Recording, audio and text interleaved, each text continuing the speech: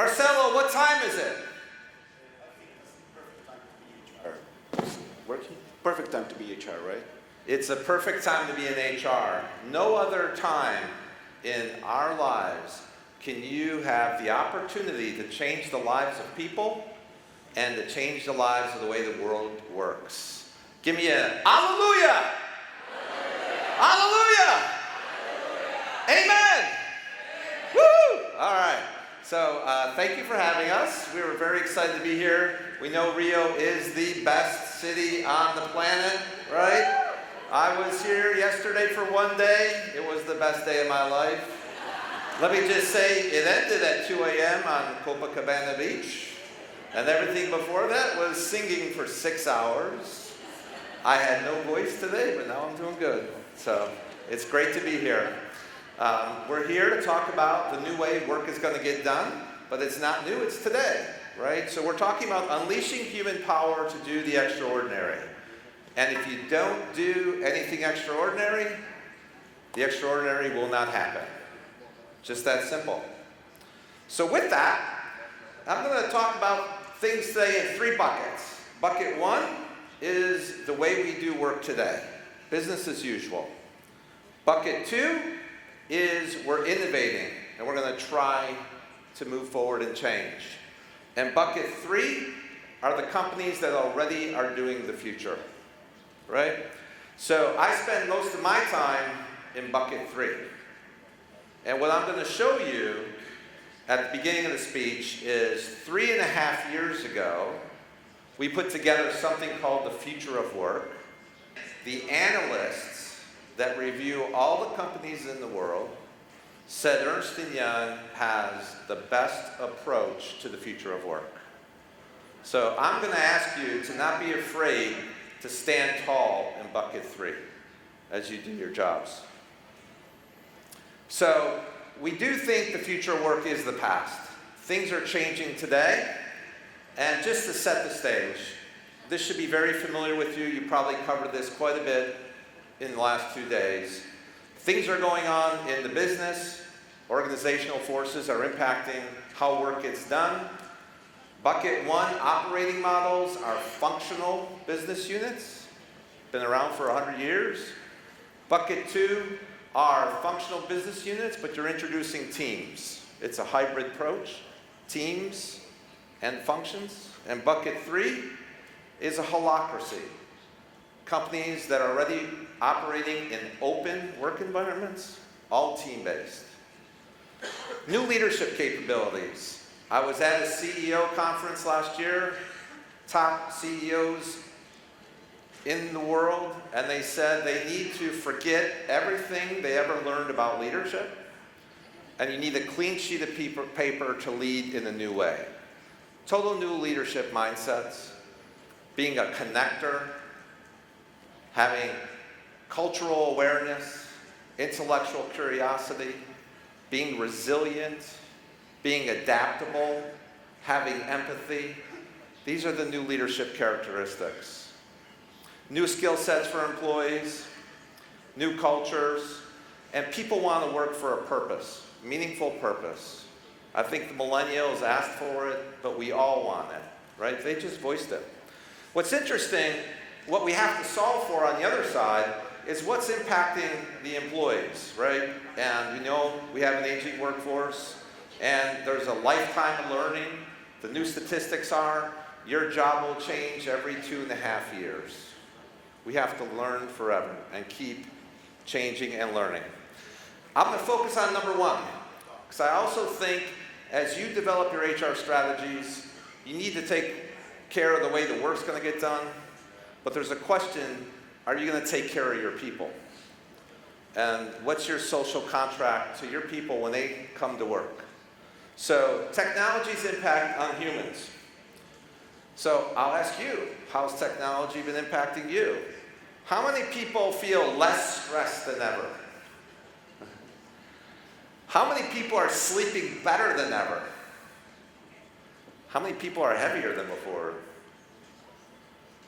How many of you, how many sleep with their phone by the bed and feel like they have to be on call all the time, right?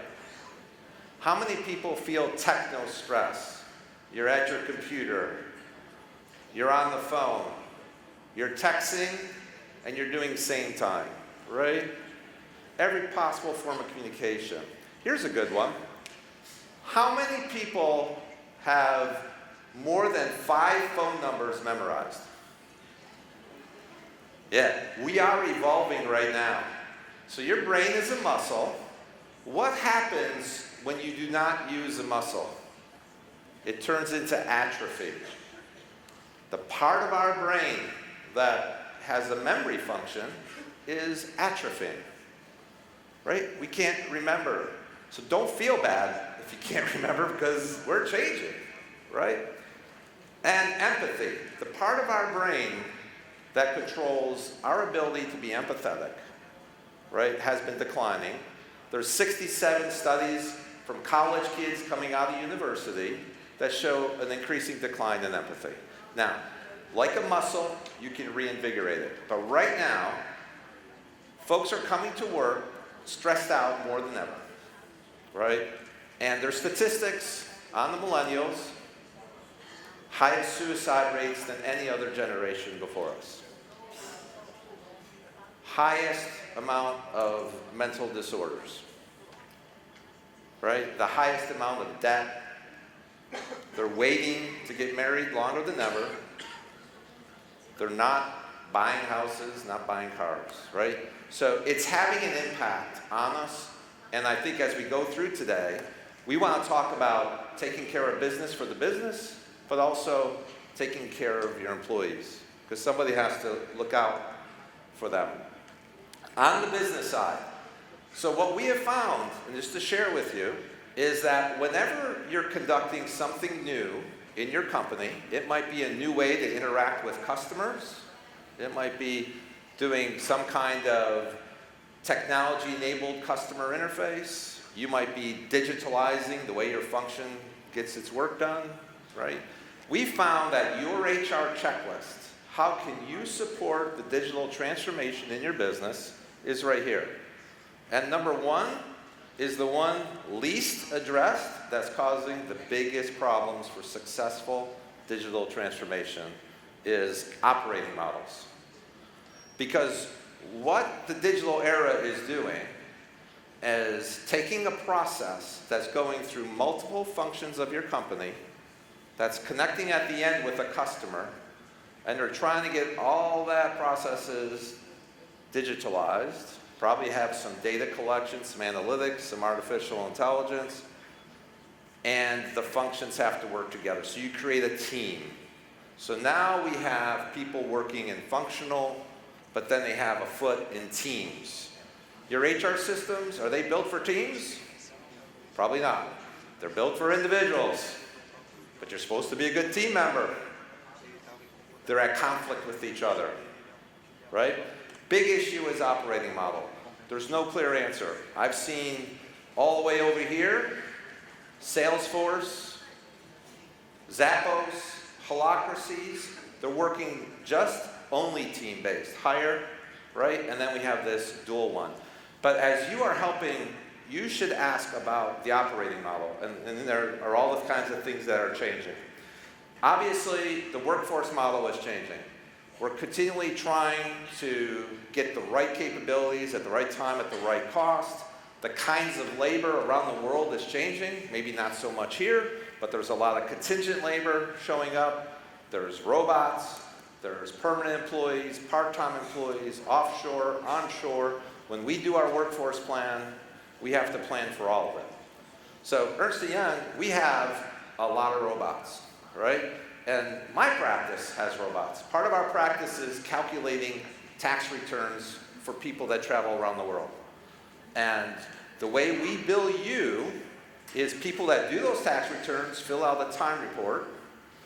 We calculate the time spent, and we charge the client. Pretty simple, right? So I'm a leader. I'm getting all these calls. Why is my revenue low? We're missing forecast. And what we found out is the robots don't do time reports. So we weren't collecting the time. So we didn't know what it was taking to get the work done. So it's interesting when you add robots, you need to think about the implications of it. The next biggest thing we are hearing is the work environment and culture. The culture needs to change with the new way of work is getting done. And last is change experience. This change experience is probably the most important thing on this page. How many of you hear about what I'm talking about and say, that's not for me? This too shall pass. We don't need to worry about it, right?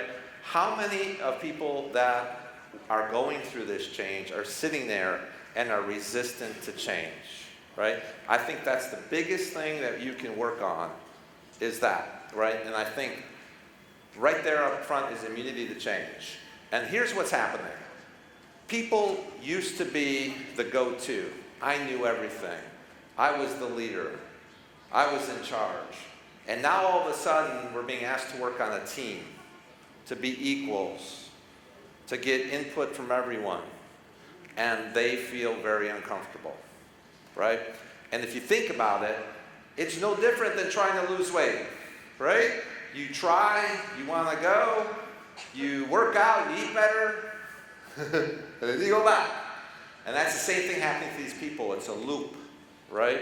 And I think the trick is they need to see that people that have accepted the new ways are successful. And sticking with the old ways in this new environment just isn't going to work. The next thing is we looked at 40 companies around employee experience. And what employee experience is, what can I do as an employer to make that person's experience better at work?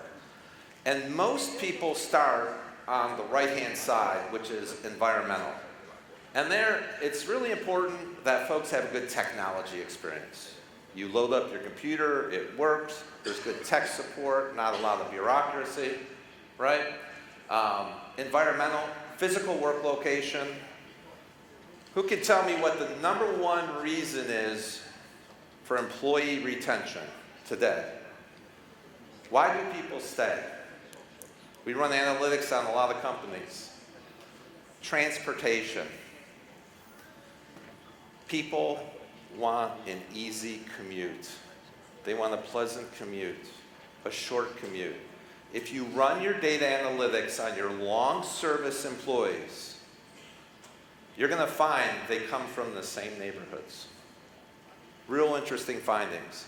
New things for HR, right? Commuting. Then the typical category is the me, right? Are you taking care of me, my benefits, my pay, my career trajectory, good leadership? But then on the left, this is the most important but probably the least addressed. We found that looking at the companies with the best employee experience are things you do to improve the interpersonal connection between people. How people communicate, creating trust through authentic communications, having persuasive communicators. How many times have you had a project that was going great and then somebody transferred or left and they were the kingpin, they were the leader, and people were listening and following because they had that persuasion. And then when that leaves, the project kind of goes down. So on the employee experience side, some new areas to focus on. And I'm just going to show this slide. You can have a pack. I think this does a great job in setting up the me, the we, and how do we operate. And I'll just tell a little story on number one on the me. Do I fit in? Interesting story. I have a daughter. She lives in New York City, works in New York City. She's working in advertising. She's been working in New York City for 7 years.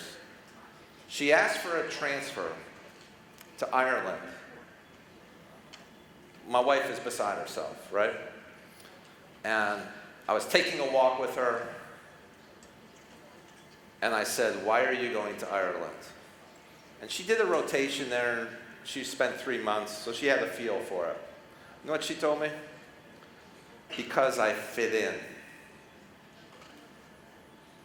Because I fit in. She didn't feel like she fit into New York City. She didn't think her coworkers were authentic. The happy hours weren't the happy hours you do here. You don't do the 2 kisses like you do here, right? Only 1 kiss in Sao Paulo. 3 in South Brazil. We're going there next. But very important, there's a millennial, right? You need to listen. People need to fit in. So our approach, we think, is different to the future of work, right? We're looking at the operating model and the operating environment.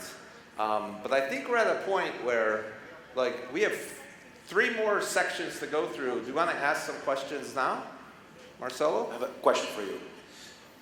You talked about the techno stress, and we are seeing a massive message around technology, right? And it seems that technology is in the center of everything, and we're missing something here, which is the people side, right? In the end of the day, the real life, what really matters is the bots. They don't ask questions, right? But people ask questions. People create culture, right? And people can do the extraordinary, right? But it seems that technology is everything, and it sucks, right? So just want to hear a little bit about what about bringing human back to human capital. Yeah, bringing human back. It was really interesting. A while ago, we had this saying, how to succeed in the digital age is by getting back to human. How to succeed in the digital age is by getting back to human. And Marcelo, we're teeing up for this next section is about that. Is in the last 10 years, many companies went super digital. And then they got in trouble. You're going to see Tesla got in trouble. The new CEO for General Electric stopped all technology, right? They said it wasn't working. And people are finding out that the real answer is the augmentation of humans and technology equals the magical. Humans plus AI equal the magical. Humans plus robotics equals the magical. And that human formula is coming back very strong. Yeah. And on the techno stress, I do believe, and when we go forward, you need to help work get done better by looking at operating models, changing culture, right? Helping employees upskill. But I think there's this flip side of helping people too, right? Bring their best selves to work, which is addressing the techno stress and the mental health. Any other questions? You can send questions. I think they have some papers in the room, so you can send questions, and I can ask questions to George. So, and don't be shy. Portuguese, no worry. Chinese, Japanese. Yes. So what I just showed you is something we put out 3.5 years ago. Right? That's old news. We knew, right, because we work with companies all the time, that those were the tugs that were the hard things to do, right? Get that part right. So now I'm going to show you what we think is next, right? So this is bucket 3. So what happened to humans in the history of work? If you look back at the late 1800s, 87% of the people on this planet were entrepreneurs. And that shoemaker took care of everything. He got the raw materials, the leather, the soles, the laces, the equipment, and everyone was functioning just great. And then early 1900s come, and what happened? Automobiles, assembly lines. We want humans for their hands, not their heads. Repetitive tasks, control, compliance, punishment for failure.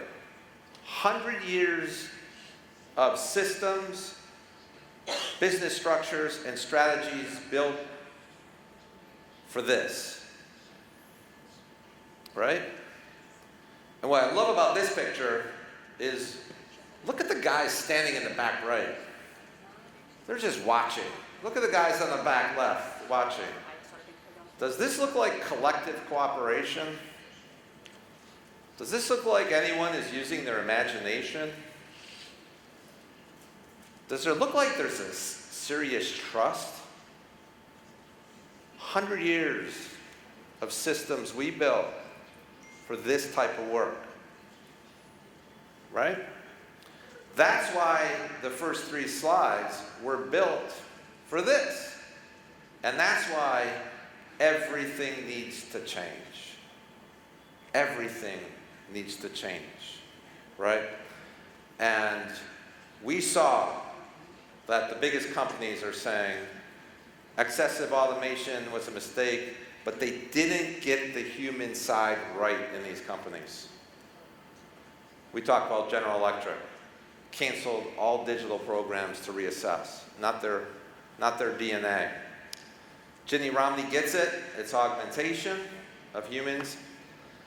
So let me give you an example of the new way of work, not the assembly line. This gentleman is Mike Ebling. Mike is a producer of animation in Hollywood. He's an animator. So when you watch movies, he does the animation. So one Saturday night, he goes to an art show, and he looks at all the great paintings. And then he asks, where is the artist that painted all these paintings? And the family member came up and said, the artist has Lou Gehrig's disease and has been bedridden for 3 years and can't move from the neck down. But they said, you're an animator, Mike. We've seen technology help people with disabilities to do things. Mike, can you help us find a way to get my brother to draw again? I don't think he expected that question on Saturday night. What do you think Mike says? Yes. So then he finds all the people around the world that might have a point of view. He gets sunglasses from Santa Barbara Beach. He gets a wire, connects it to a contraption, and with this sense of ability to imagine a solution, to work very hard and get people to cooperate, that painter is now painting with his eyes. Goes further. He was at a concert, and there's people that can't hear, that can't enjoy concerts.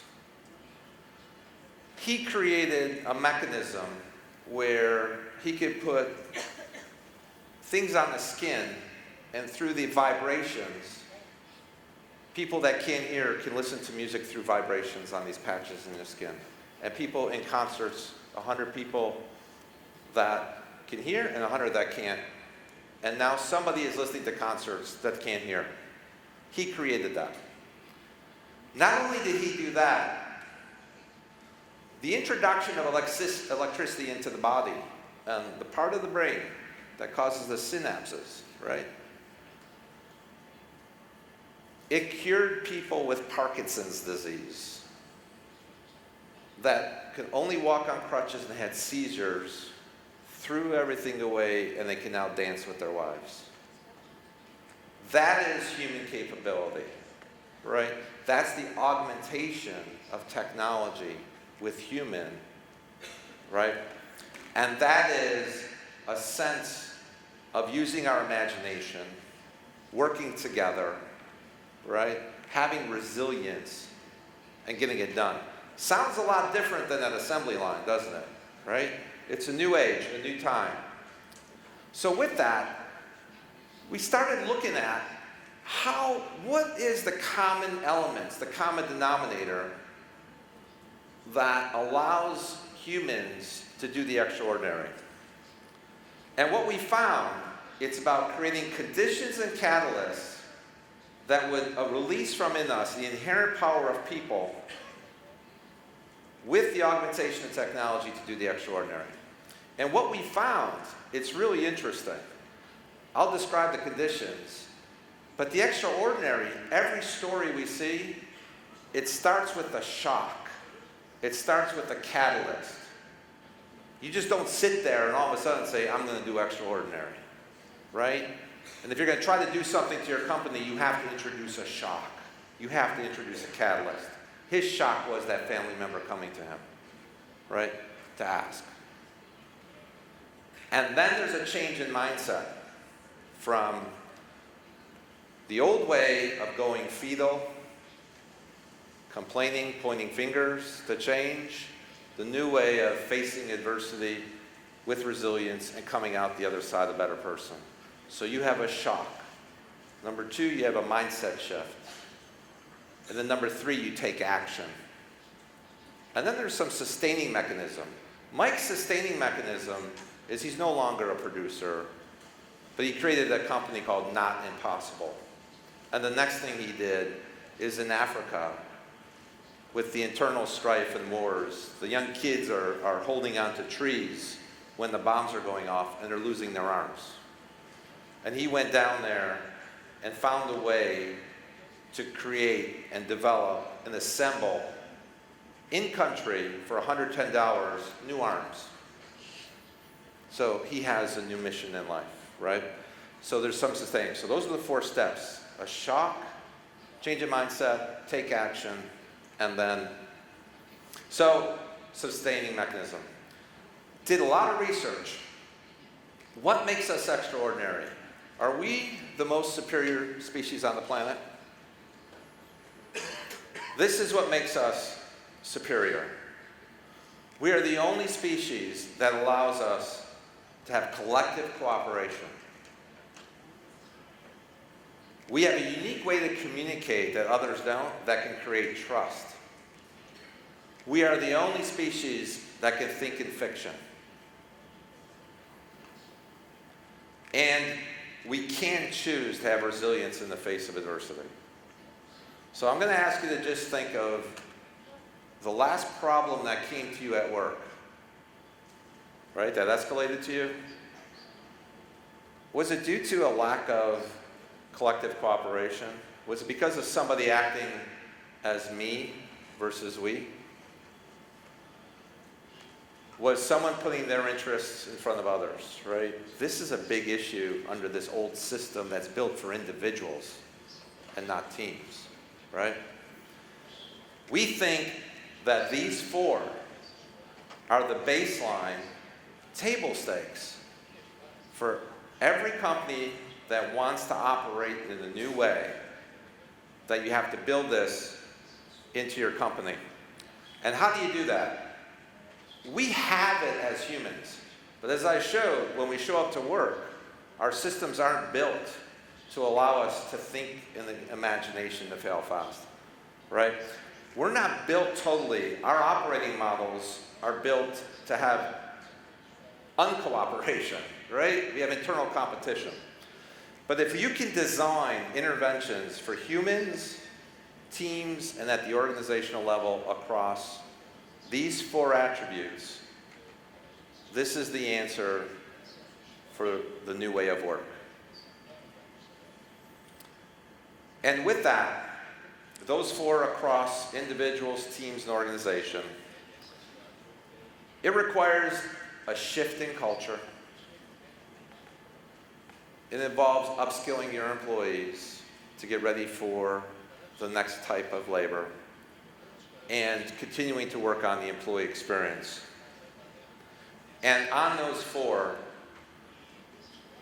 we're starting to roll out just immediate things you do Monday morning. You do not need to do assessments, right? Just start. Things you can do right away. And I'll talk about behavior nudge. There's technology now, so for those 4 attributes, there's actions everyone can take.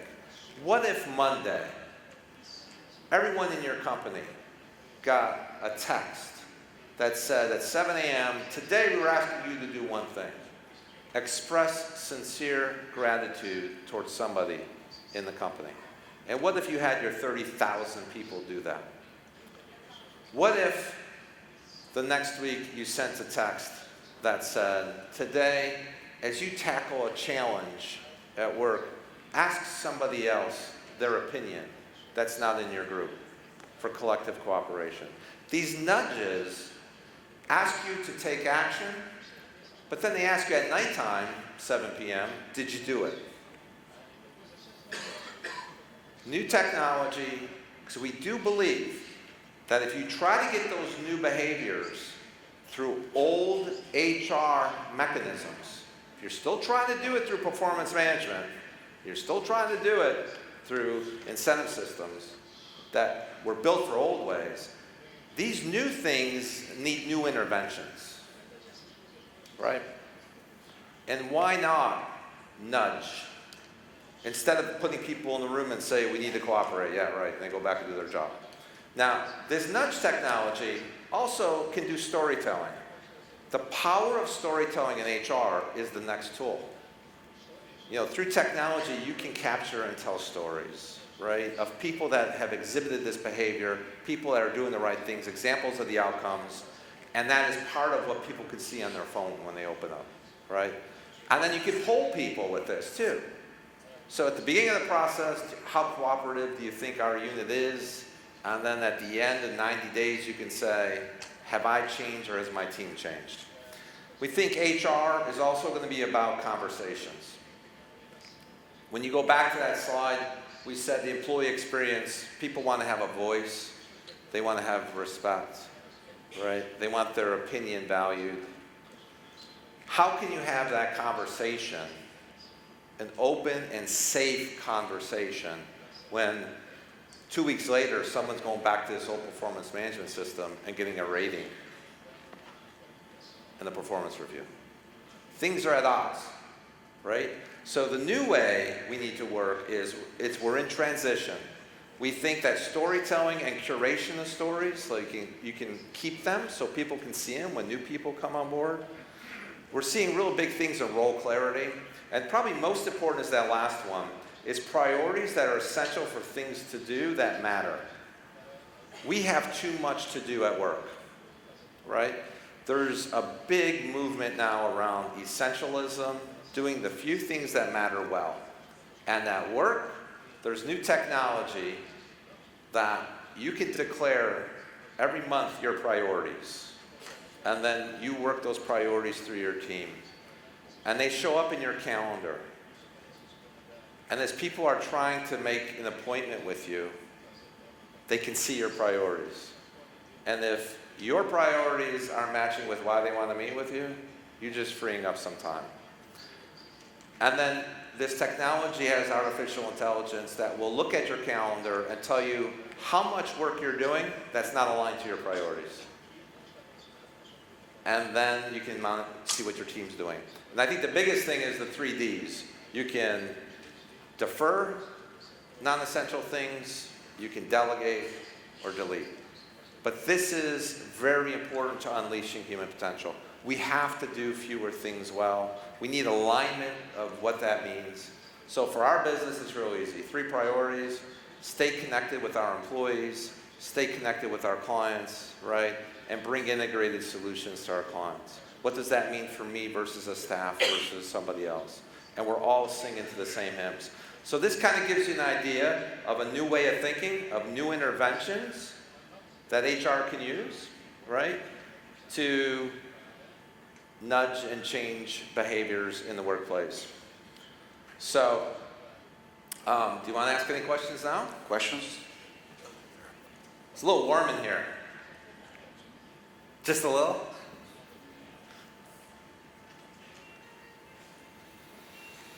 I have one here. What is the next revolution after AI has settled as a reality to all of us? And how to really connect human interactions to AI through collaborative intelligence? That's a good one. The next revolution, after AI is, well, we're just seeing a lot on blockchain. I don't know if that's a revolution, but blockchain is sneakily coming up, right? And it's making a difference. And when Davos just had this big meeting, and the big thing was AI plus blockchain plus human, right, equals magical results. What was the second part of the question?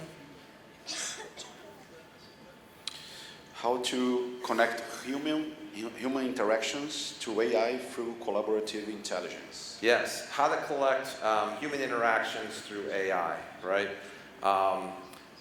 That's a very good question. I don't know, does anyone have an answer for that one? My friends of the UI, anyone? You might have stumped the speaker, right, through artificial intelligence. So, I know we're doing a lot through data analytics, and we're seeing a lot through data analytics. We are now launching work with Massachusetts Institute of Technology with their AI group, with our human piece. So we're just beginning to look at the intersection of human and AI. So I guess I'll say more to come. More questions? Okay. Question I had was, can we turn the thermostat down? It is getting cooler. So what this last part is, we're going to ask you to stay positive. This is where people are saying robots are going to kill you, right? Right? Robots are going to eliminate all our jobs.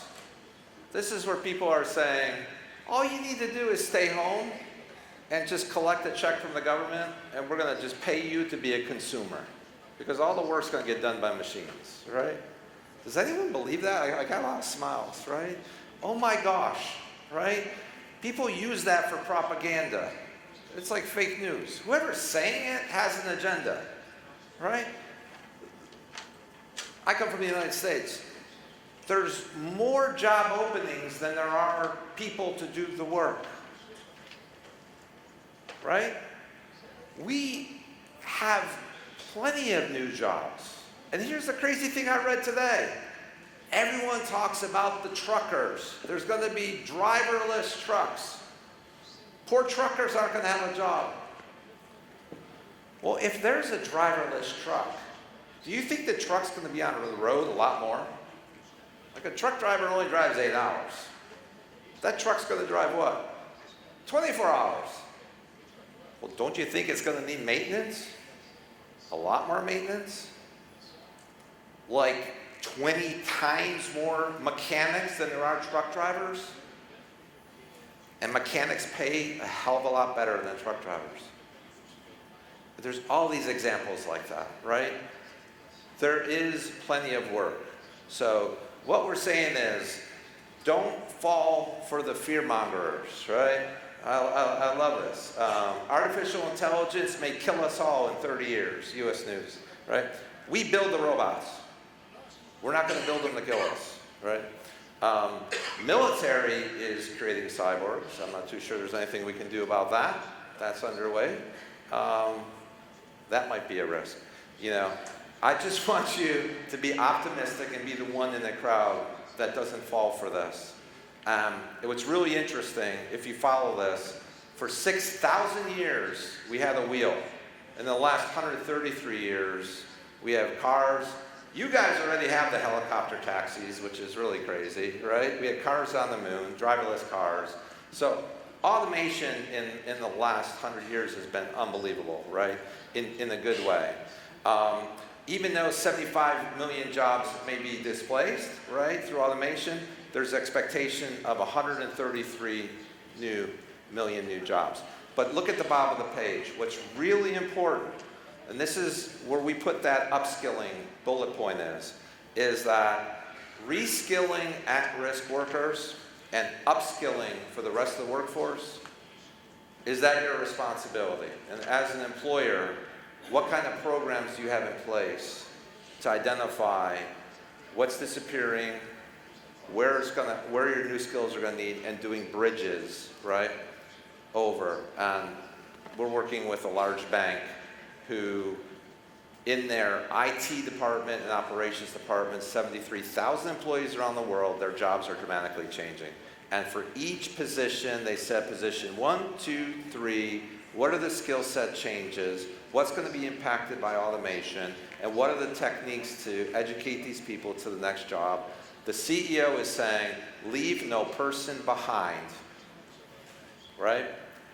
And with that, creating the learning programs, creating the Learning Institute, and modifying the culture to one of adaptability and agility, right? That's the wave. These are the companies doing it. AT&T, 3 years ago, they had 3 business strategies to choose from. They picked 5G.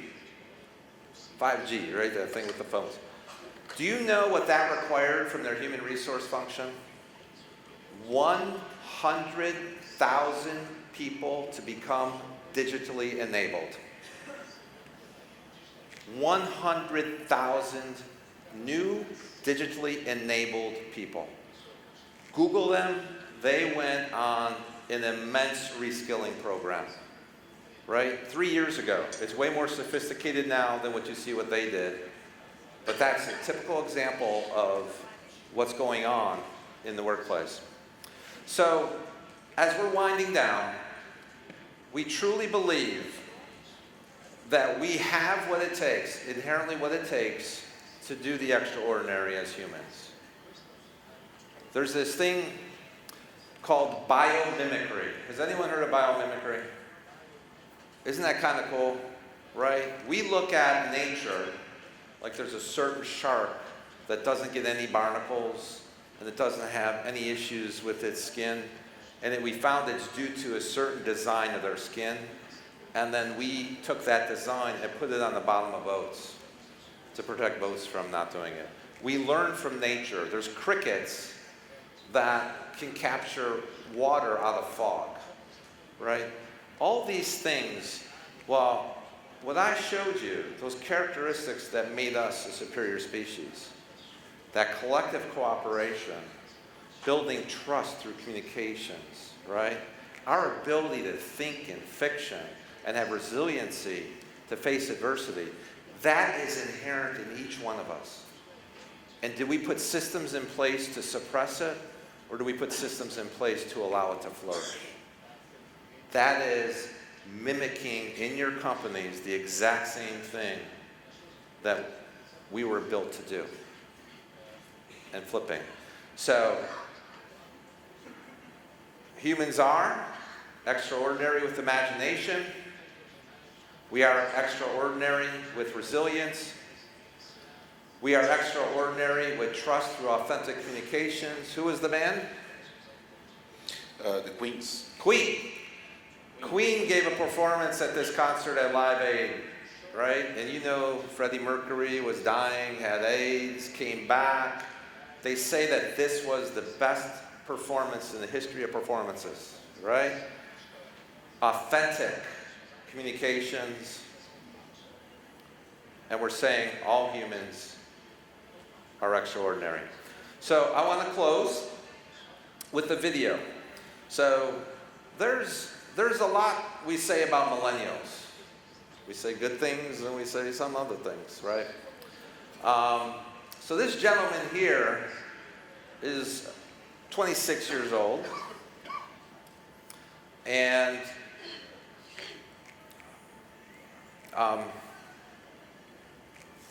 he suffered a motorcycle accident. And he lost the use of his body waist down. He broke his femur. He fractured his pelvis. He broke both hips. He fractured his spine. He was a university hockey player, a downhill skier, mountain biker, right? And he was laying in the ditch, bleeding to death. Somebody found him. They called an ambulance.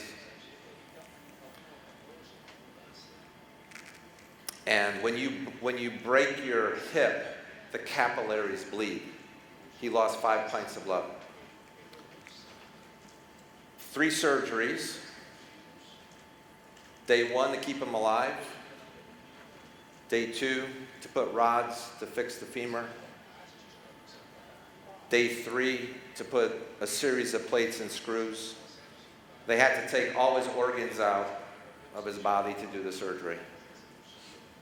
They had to roll him on his back, roll him on his front. He's lucky to be alive. So humans have resilience in the face of adversity. So this is my son, Stephen Brooks. I'm active.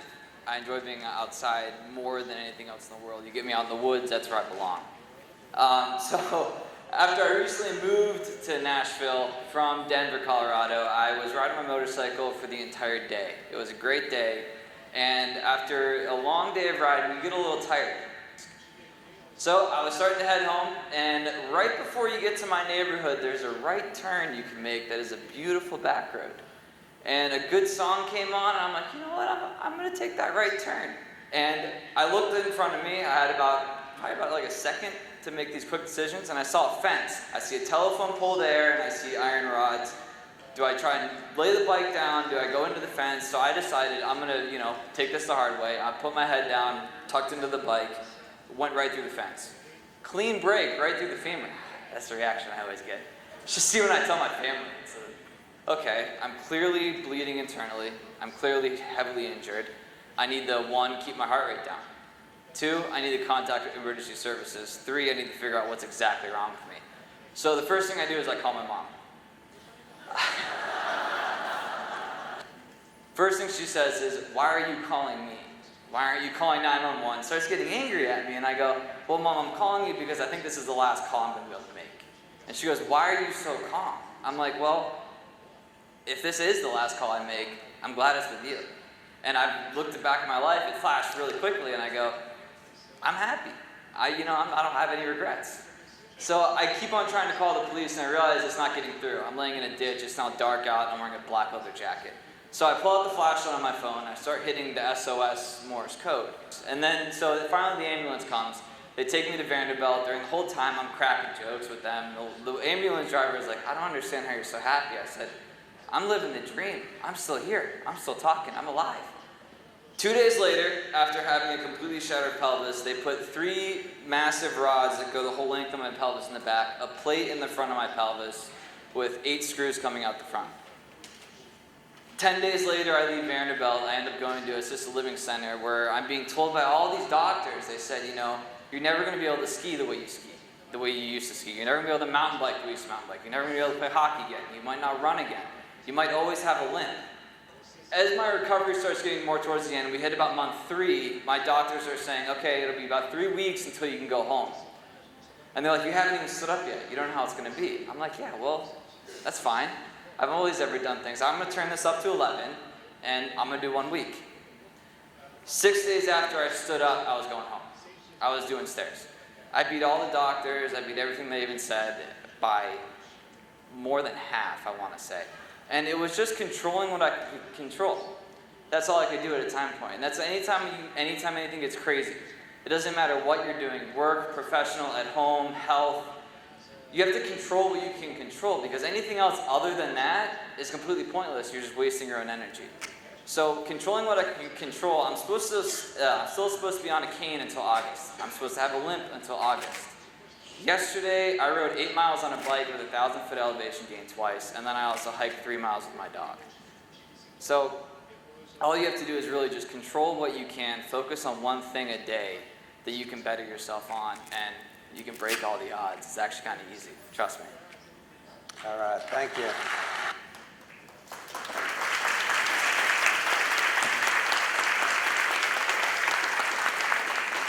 So I wouldn't give up on humans, I wouldn't give up on millennials, and I do believe that, when you look at that, he had the shock, he had a catalyst, right? And he had a change in mindset. He could have went fetal, he could have went to the left, he could have blamed society, blamed this, but he faced resiliency. 3 months in the bed, unable to move, comes out of that bed on Monday. By Friday, he's discharged. He didn't even know how to walk. Had to relearn how to walk. Tuesday, Wednesday, he walked with the walker. Thursday, he took the stairs. Thursday at 12:01 a.m., I was in the parking lot because he gets discharged on Friday. And I snuck him out, right? Amazing what we can do, right? When we're put into these situations. And I think, don't give up on humans. So as an HR society, great moments are born from great opportunities. And I think this is your opportunity to reshape the world of work. Thank you.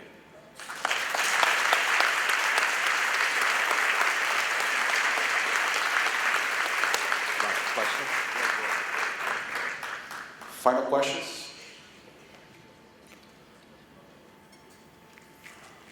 Let's change the world. Yep. Okay, thank you so much. We'll be here for a few minutes, so feel free to reach out to George, and we'll be here for more 5 minutes. Thank you so much. And great conference. Thank you again, a Associação Brasileira de Recursos Humanos, for the opportunity to being here and with George and sharing some thoughts with all of you. Thank you. Bye-bye.